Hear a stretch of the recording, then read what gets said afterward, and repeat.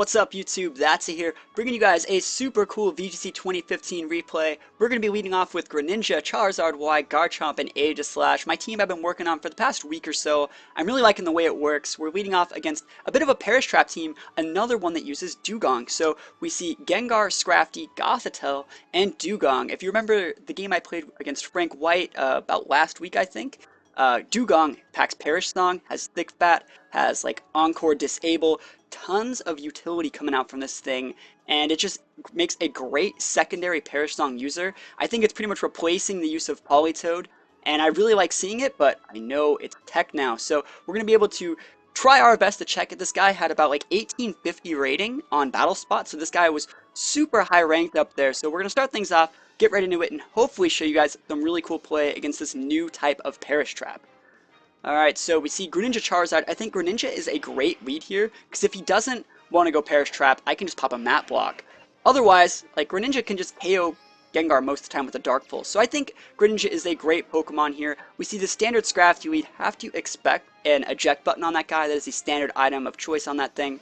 So straight up, first things off, we're switching Greninja out in for Aegislash. If he wants to go for Perish Traps, Ghost types can avoid the lock-in from Shadow Tag. So that's why we're switching Aegislash in here. Also note it's great against Pokemon like Scrafty and Gengar. So Aegislash, clean switch in there, as Charizard Y is going to go Mega, gaining the Drought ability, making it sunny for the next few turns. And like I said, we're not really going to see a Politoed here, so Charizard has free reign to use Sun as much as it wants.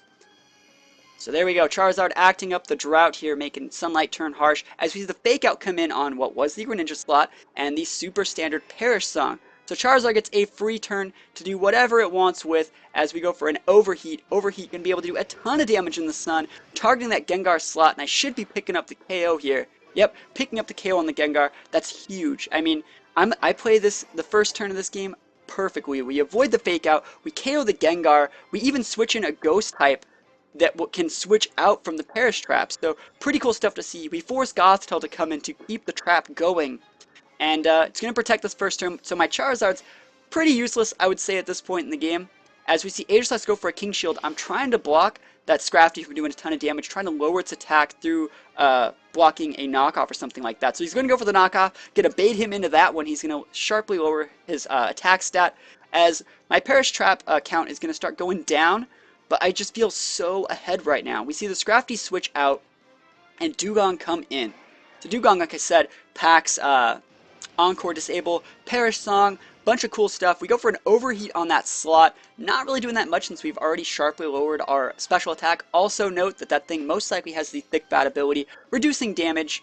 So pretty cool stuff as we see Flash Cannon come in off onto the Dugong slot. Also note we're hitting for neutral damage. We activate the Citrus Berry that is so common on Dugong right now, and it's going to put it nice and healthy up in the green. So Gothitelle pops a Trick Room here, which changes things up. Remember, I have a Greninja, and this is where things are kind of going to start going a lot longer in this game. I brought a bunch of fast Pokemon, remember?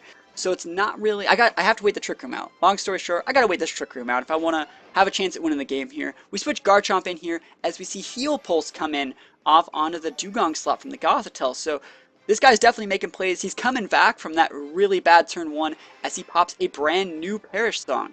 I definitely did not expect him to do that, but I guess he knew I would force my Aegislash out as we go for yet another attack from Charizard. We actually get the burn off onto the Gothitelle. That's all I was hoping for. I knew Charizard was going to go down this turn. So popping a Heat Wave here, getting a little bit of spread AoE, hoping for crits, hoping for burns. We actually get a burn, which is going to help me a lot.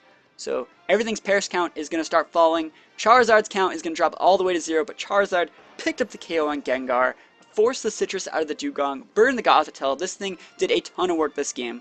As we see Greninja come back in. Note that it's Greninja coming back in, and like, it's in a Trick Room.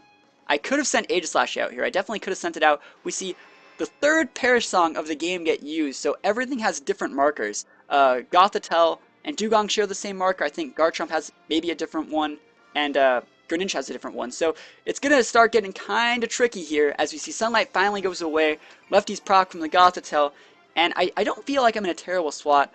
Trick Room is about to go away. My Greninja has a bunch of utility here. I can go for a Dark Pulse on the Gothitelle, or I can just try and flinch the Dugong, I guess, once Trick Room goes away. We're going to see him start slamming these Heal Pulses out again.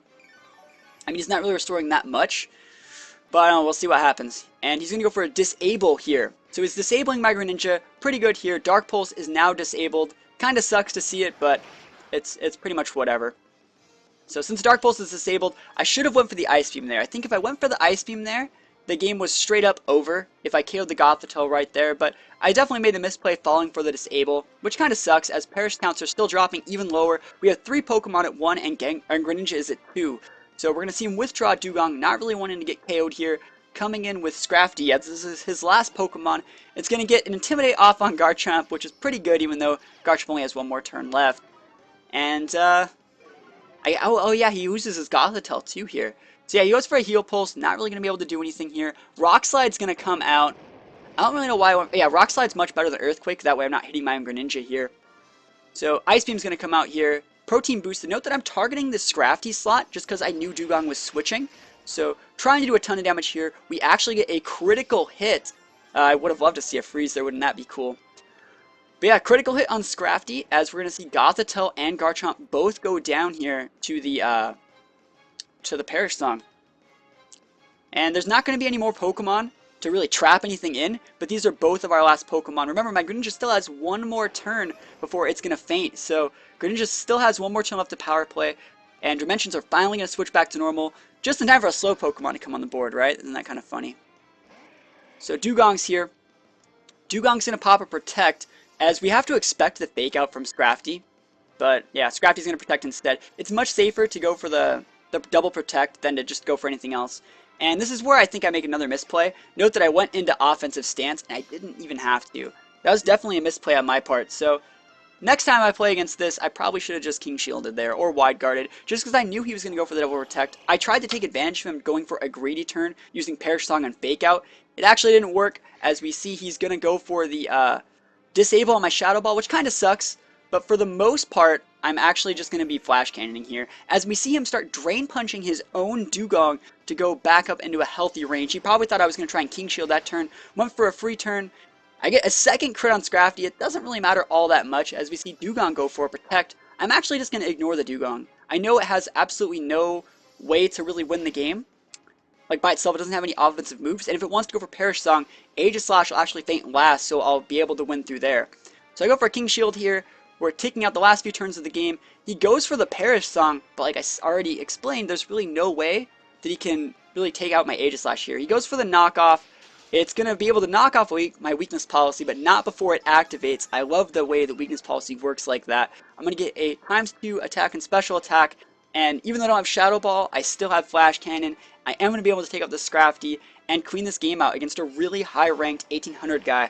And I want to thank Frank White, because without playing against his Dugong team, I would not have known that this thing was so useful.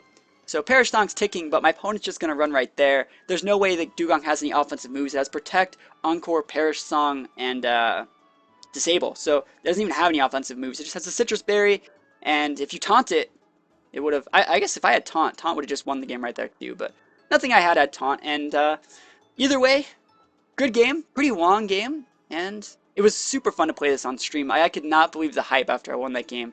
It was definitely the high point of the night. So, guys, thank you for coming and watching this game. Thank you, Frank White, for teaching me how to fight against this Dugong tech, and I'll see you guys next time. Peace out.